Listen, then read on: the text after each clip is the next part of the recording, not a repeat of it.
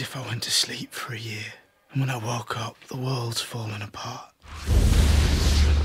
There is tremendous clamor for revenge, especially in the wake of the Red Wedding. Catelyn Stark's death, Richard Madden and Una Chaplin. That moment, I knew it was coming, and it ripped me up inside. I cried. I actually shed a tear that.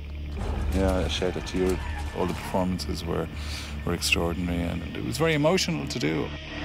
It's sort of, where do you go from there? Some of the most shocking and mind-blowing scenes of the entire series come at the end of this coming season. Some very bloody confrontations. I know how important the Red Wedding is to so many fans of the show and the books, but we pick up the pieces and top it in many ways. This is definitely the most dangerous season for Tyrion. It seems like almost every episode he's in jeopardy of getting his head removed from his shoulders.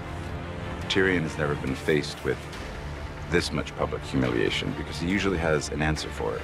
I've talked myself out of 1,000 dark corners, Podrick. I don't think I'm talking my way out of this one. He's usually center stage, and he usually is better at it than the people around him. This time around, he's left as an audience member. I'm guilty of being a dwarf. There's no boundary with her and Tyrion of inflicting emotional damage. She's quite happy to do it. You've always pitied him. Our poor little brother. He'd kill us all if he could. Tyrion and Jaime definitely have a love that Tyrion doesn't have with the other members of his family, and he helped Tyrion a great deal this season. Careful. I'm the last friend you've got. My favourite character is Bronn, Jerome Flynn. I really like Cersei because she's just a fantastic character, and even though everyone hates her, you kind of love to hate her. Jaime Lannister. He's complex. The thing that Nikolai has is this incredible charisma. He was born to play that part. Oberyn Martell is the one wild card. I would describe Oberyn as a deeply passionate person. I think that he's very, very dangerous, but he's also good. I think Oberyn's feelings for the Lannisters go beyond disdain and then to hatred. Why did you come to King's Landing, Prince Oberyn? I was invited to the royal wedding. The Lannisters aren't the only ones who pay their debts. He uses the invitation to the wedding to come and seek out what he really wants, and that is vengeance. Joffrey. Joffrey's a wee prick. Mummy's boy, a bully. He's got nice eyes. I feel like Jack, the actor, has an abundance of redeeming qualities. I feel like Joffrey, the character, less so. He's kind of always sits like squiffy on his chair. And he's like always picking it at the handle, and he's like, I am the king! Joffrey, I mean, clearly the last person on Earth you would want to have any kind of power. I broke Stannis on the Blackwater. Pity you weren't there to help, Uncle. My apologies, Your Grace. I was rather busy. Busy getting captured. It's the best fun to play such a hateful or hate-inspiring character. Just to get the reaction out of someone is it's very satisfying. It's nice to, make people hate you. A royal wedding is history.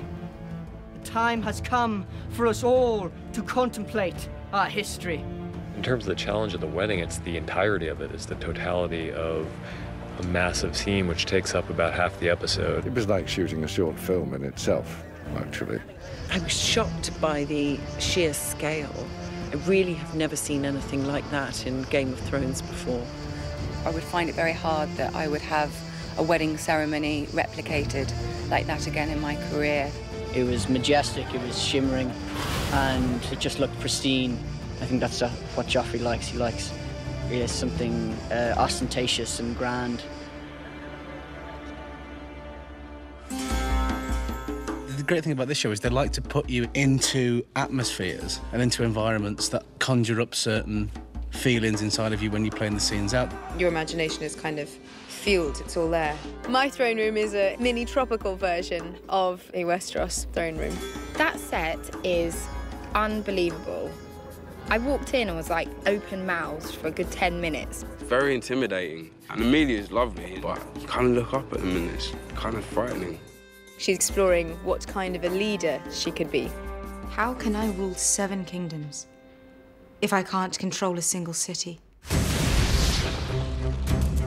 The cities that Dany has previously liberated are beginning to revolt because it's all well and good going in and cutting the tie and seemingly breaking people free, but if you don't leave them with any kind of a structure or any kind of a commander who shares the same morals and views as the person who liberated them, then it's a free-for-all.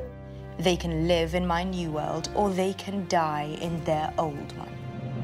When the dragons were first born, they were adorable little babies and completely devoted to their mother, and they couldn't even eat without her. With each season, they grow, and with each season, they become a little bit more dangerous. And now they're at the point where they're not babies anymore. They are outgrowing the restrictions that she's placing on them.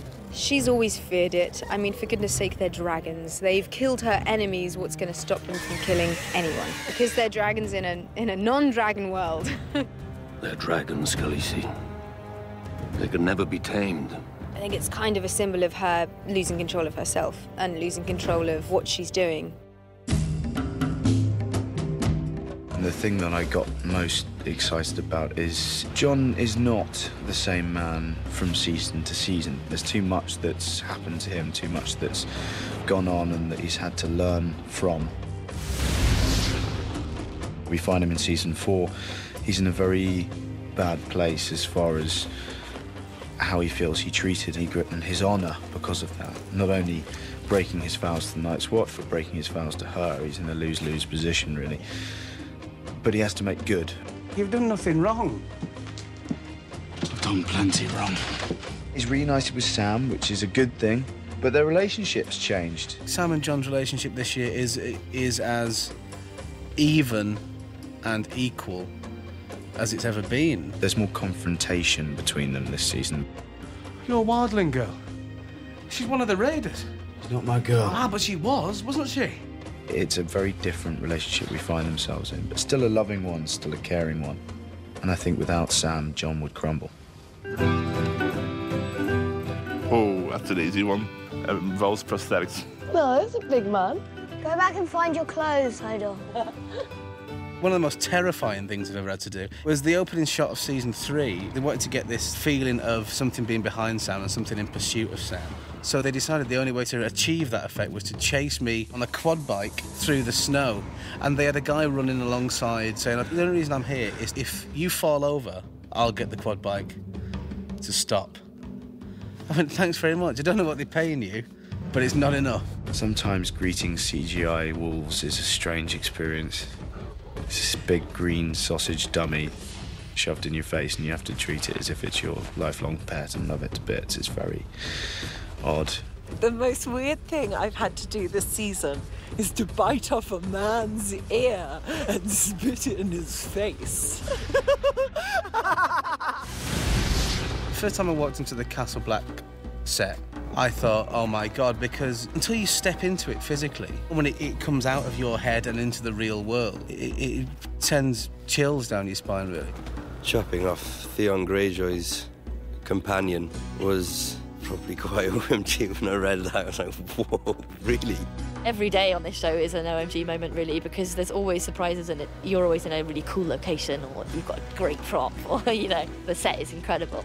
The thing that's amazing about the places we shoot is you just don't know what to expect. So you turn up and you're like, wow, this is so much grander than I could have expected or could have ever imagined. The biggest OMG moment is when you think you're nearly finished and then you've got 5 hours to go. And the extras were all laughing and dancing. But the crew was really tired, and I don't think they responded. And then we just heard from the 80s, like, still rolling, reset.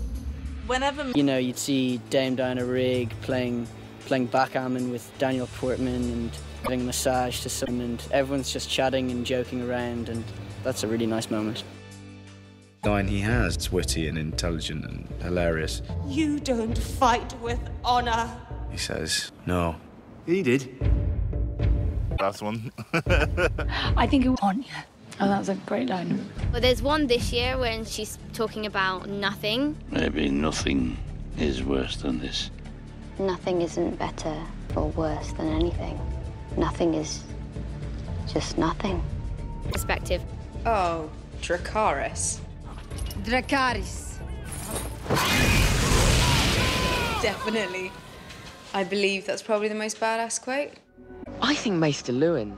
He was very much a father figure for Bran, and to not have him, I think, is probably a disadvantage to Bran. You Rob and Catelyn. So hard. The big one that set the whole tone for Game of Thrones being known for a show where no one is safe was Ned Stark. And that completely shocked me.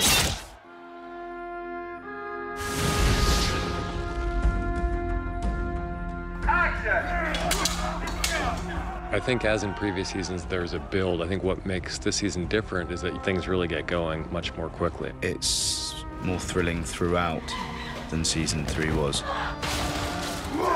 There's definitely objectively more action, and there are a whole lot of things on the production front that we've never done before.